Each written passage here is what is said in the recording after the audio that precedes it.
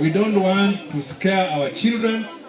Hatutaki kuharibia watu maisha yao, na sisi kwa niaba ya timu ya Azimio nzima na Wakenya wenye wako na nia nzuri kwa Wakenya wenzao, tunasema tuna condemn, na tunataka kusema watoto wetu wale mliathirika, sisi tunaombea afueni haraka, na msiokope, mkuje mrudi shuleni. Sawa sawa.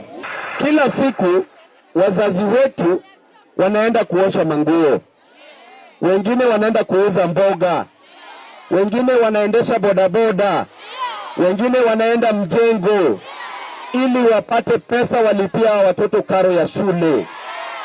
Alafu wewe polisi unatoka penye upo, unakuja unapiga watoto tear gas.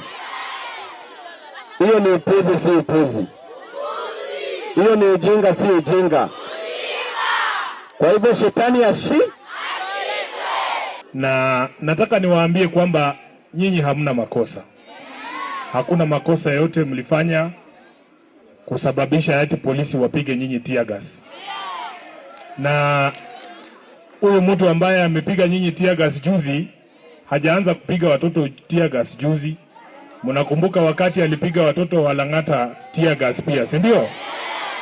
Nataka nikemee vikali kitendo cha polisi kuingiza watoto kwa mambo ambaye hayahusu watoto hata kidogo.